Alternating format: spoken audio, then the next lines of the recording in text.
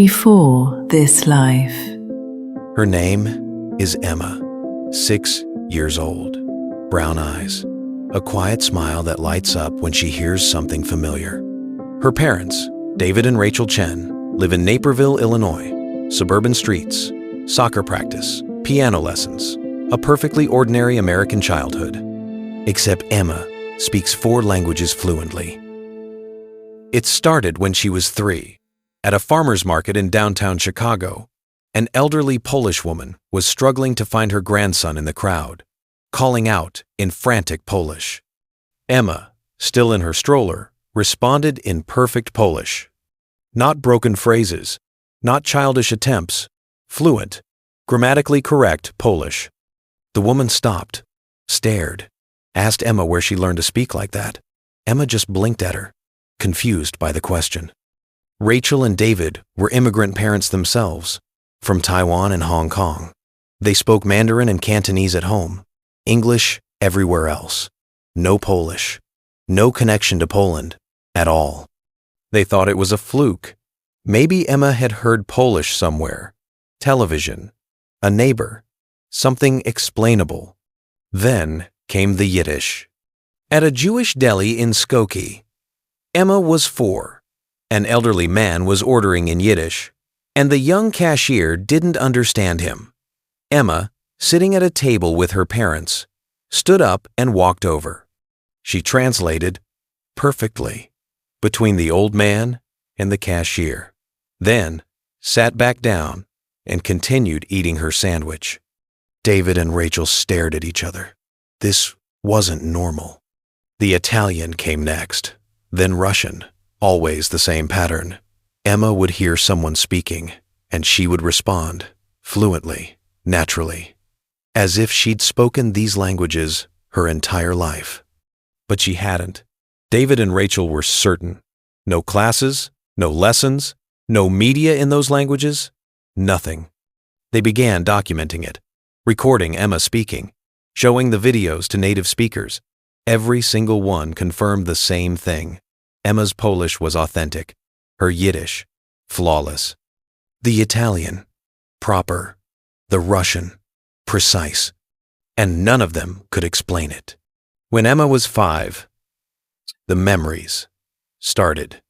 She began talking about a place with tall windows, metal railings, thousands of people.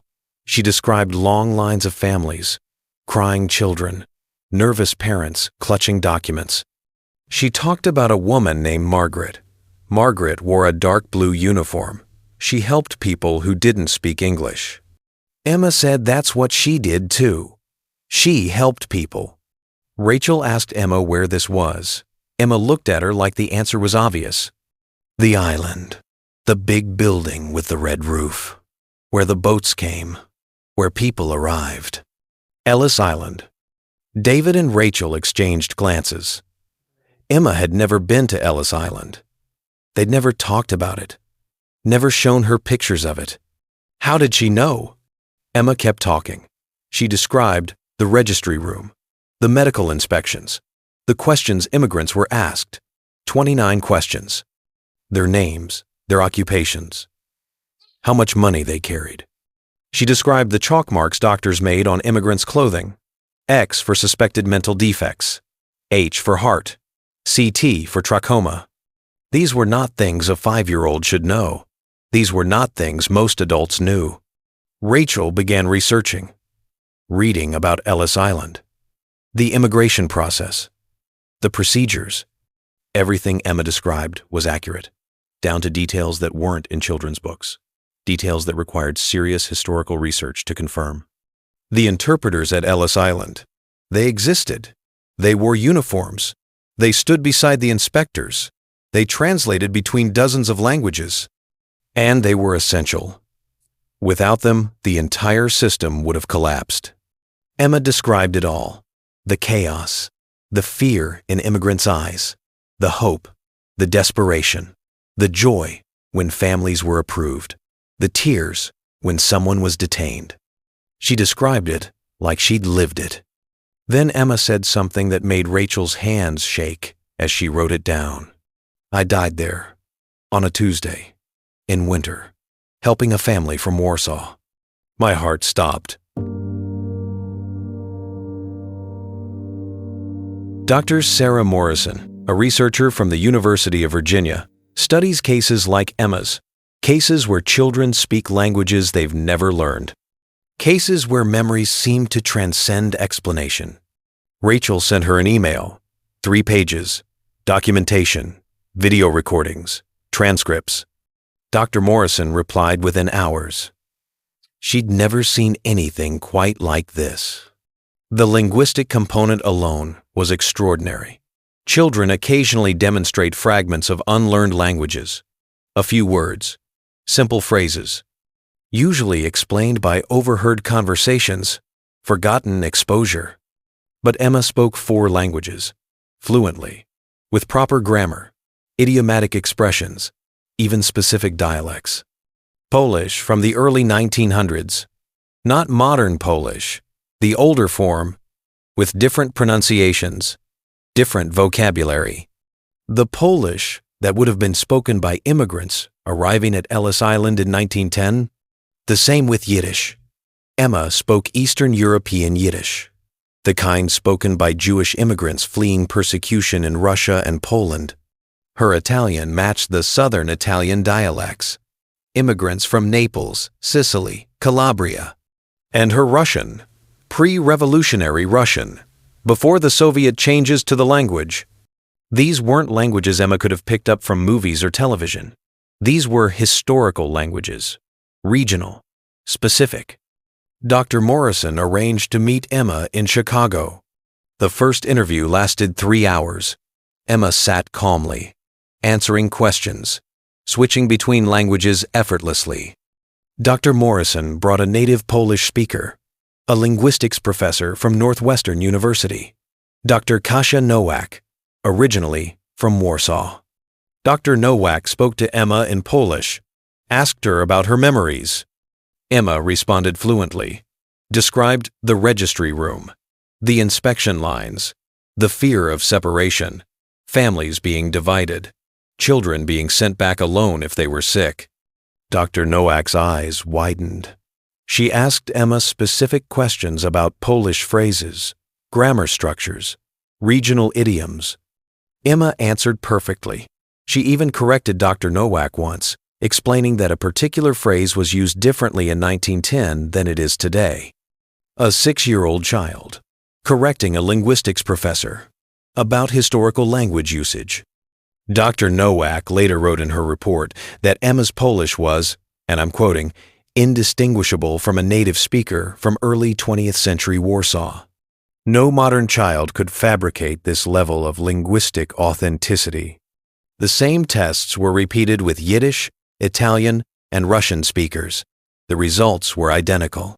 Emma's languages were authentic, historical, precise. But languages alone don't prove reincarnation. They prove something unusual, something unexplained, but not necessarily past life memory. Dr. Morrison needed more. Specific details, verifiable information, names, dates, events that could be cross-referenced with historical records. Emma provided them. She said her name was Helen Kowalski. She worked at Ellis Island from 1908 to 1912. She was 26 when she died, on a Tuesday in February. She described specific immigrant families, a family named Rosenberg from Kiev, a woman named Maria Esposito traveling with 6 children, a man named Giuseppe Bianchi who'd worked as a stonecutter in Naples. Emma described the ship that brought the Rosenberg family, the manifest, the inspection process. She described Helen standing beside Inspector Davis, translating Polish to English, helping the family answer the 29 questions.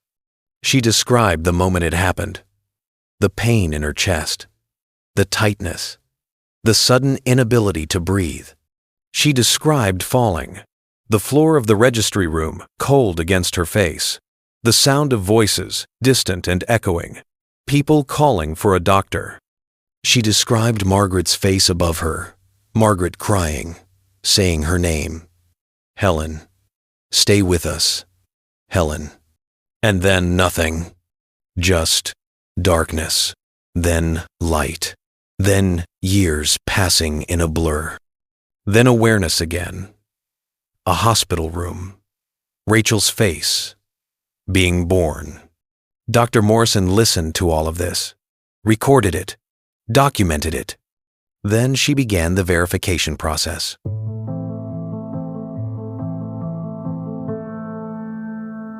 Ellis Island kept meticulous records. Every employee, every immigrant, every ship, every manifest.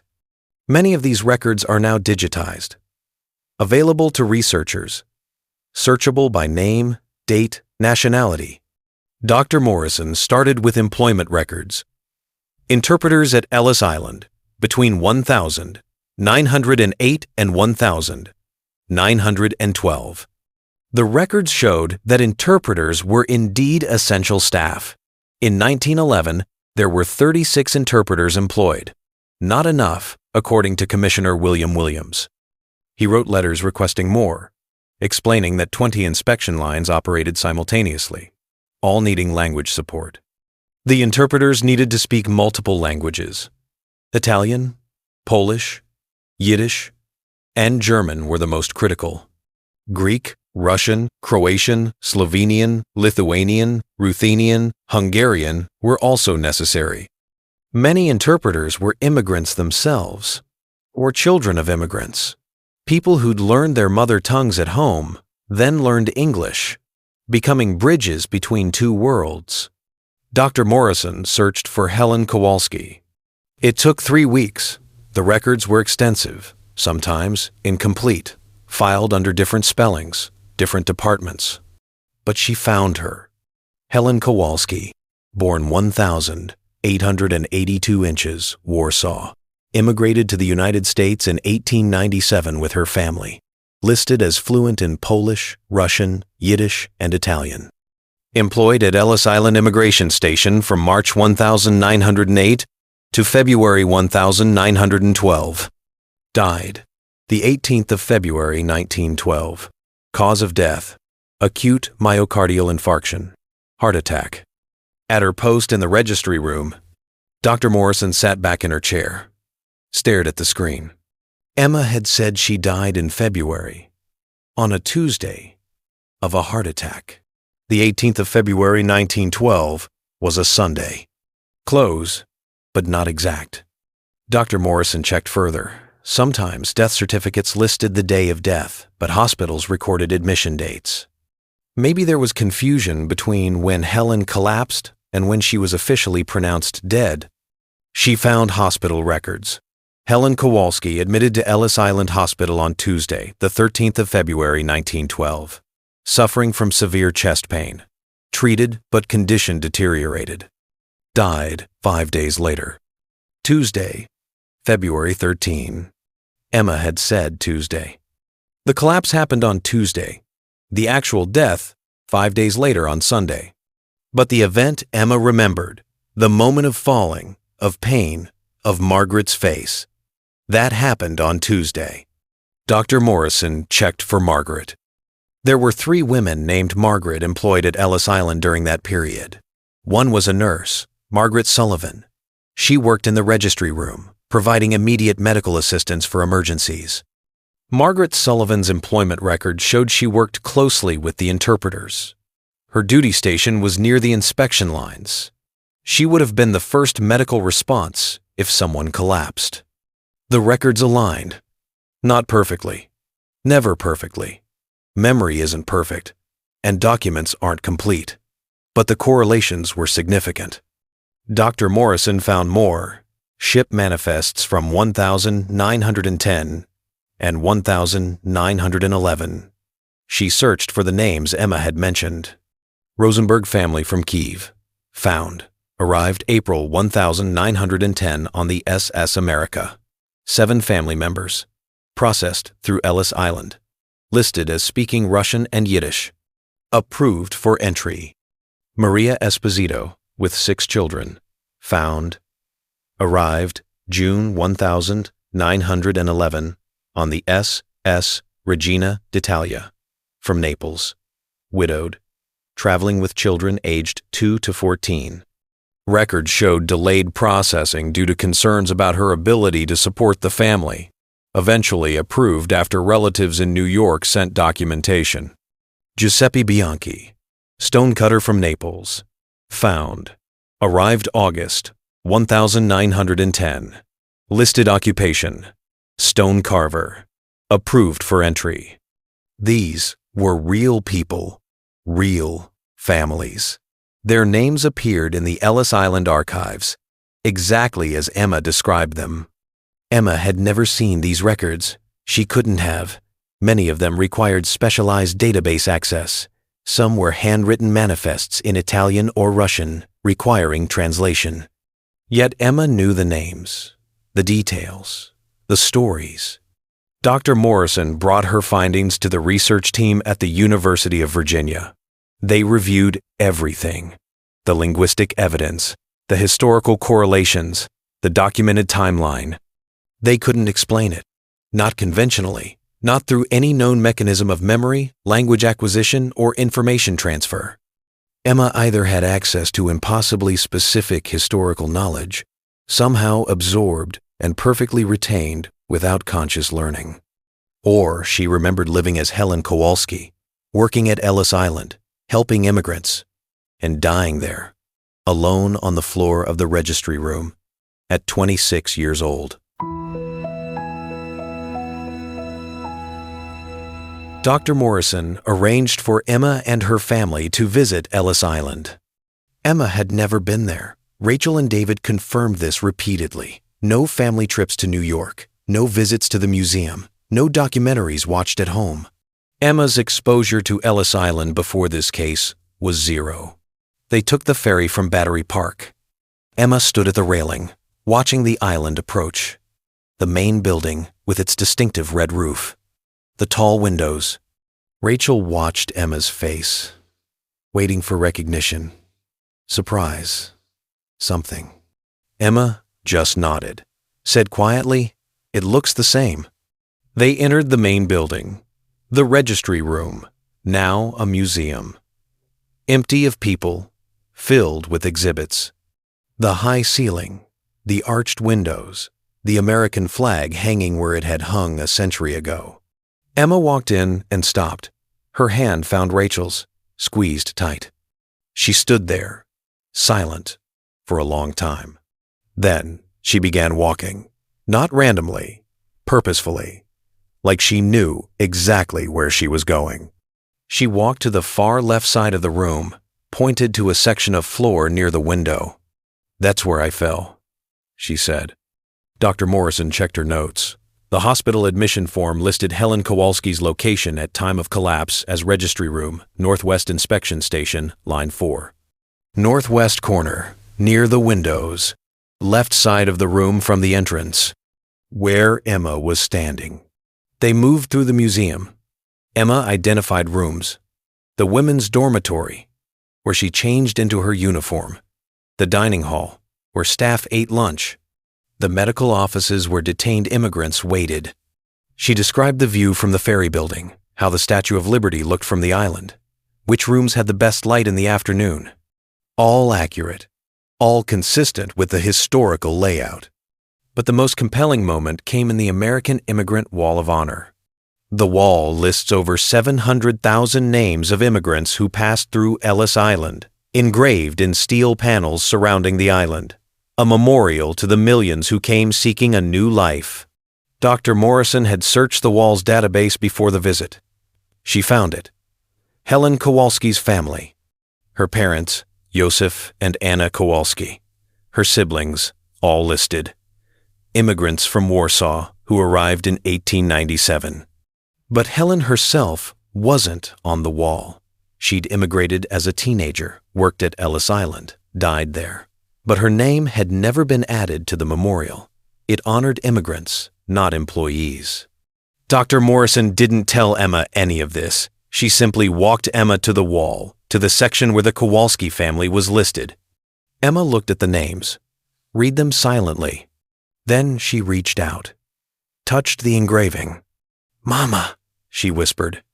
"Papa." Rachel stood behind her, tears streaming down her face. They spent an hour at the wall, Emma telling stories about each family member. Her older brother Piotr, who became a tailor in Brooklyn. Her younger sister Katarzyna, who married a German baker. Stories that matched the genealogical records Dr. Morrison had found. Stories a 6-year-old from Illinois shouldn't know. Stories about a family that died decades before she was born. As they left Ellis Island that evening, Emma turned back to look at the building. The sun setting behind it, windows glowing gold. "Thank you," she said, "to no one, or to everyone, for coming back." Dr. Morrison asked her later what she meant. Emma thought about it, then said, Helen wanted to finish. She wanted to help one more family, the Polish family, but she didn't get to. Her heart stopped before she could finish the translation. She paused, then added, "I think maybe that's why I can still speak Polish and the other languages, because Helen never got to say goodbye to them, to the people she helped, to the languages that were her gift." Rachel asked if Emma was sad about Helen's death. Emma shook her head. She wasn't sad. She loved her work. She helped thousands of people start new lives in America. That mattered to her more than anything. She smiled. "And now I get to help people too.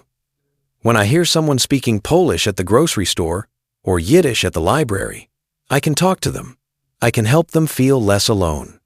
Helen's gift, passed forward, across a century, through a mystery we can't quite explain. Dr. Morrison's research report on Emma's case runs to 47 pages. It's thorough. It's careful. It acknowledges every alternative explanation. Cryptomnesia, the theory that Emma somehow absorbed this information unconsciously and is now retrieving it without remembering the source. But where? Emma's parents don't speak these languages.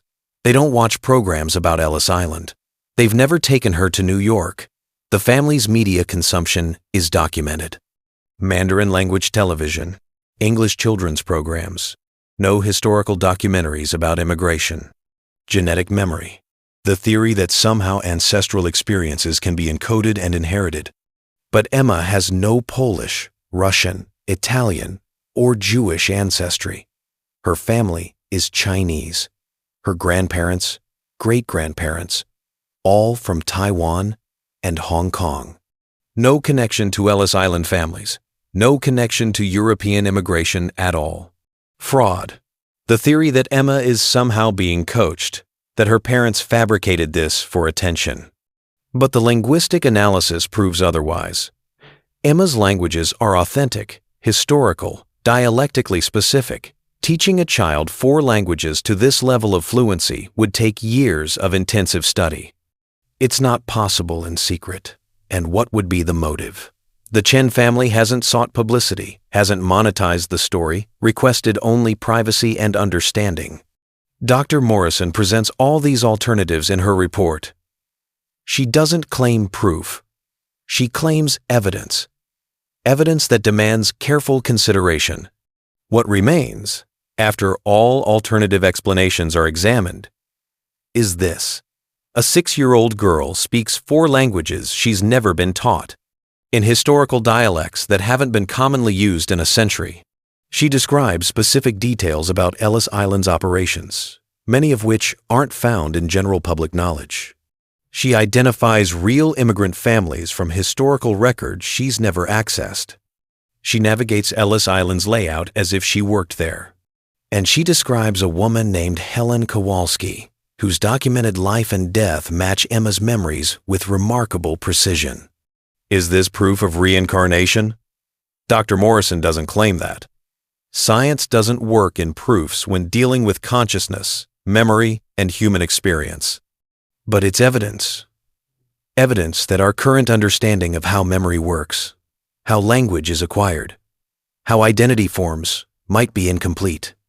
Emma is 7 now. Her languages haven't faded. If anything, they've become stronger.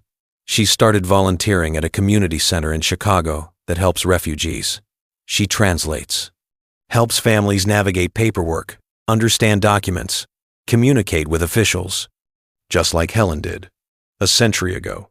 On an island in New York Harbor, Rachel says Emma is happy, normal in every way, except for this gift, this impossible, wonderful gift of languages and memory. Does Emma remember being Helen Kowalski? Yes, she says so clearly. She remembers the work, the immigrants, the moment of death. But she also knows she's Emma. She loves her family, her school, her friends. She's not trapped in the past. She's fully present in her current life. The memories of Helen are like a story she knows very well. A story that's part of her, but doesn't define her. Maybe that's how it works.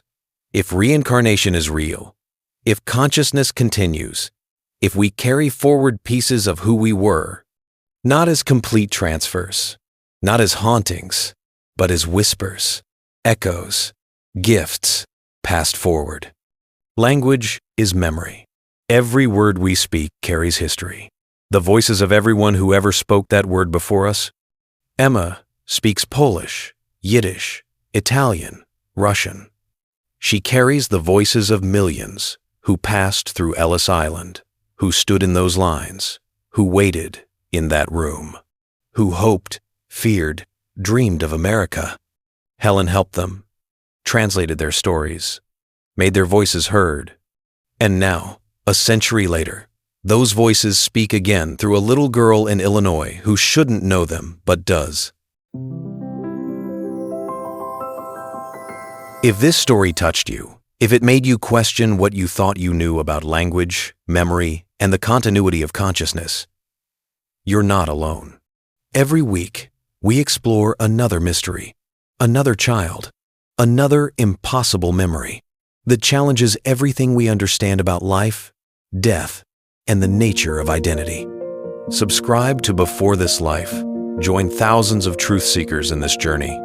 Because some questions are worth asking, some mysteries deserve our wonder, and some stories need to be heard. What's your theory about Emma's languages? Share your thoughts in the comments below. Let's explore this together. This has been Before This Life.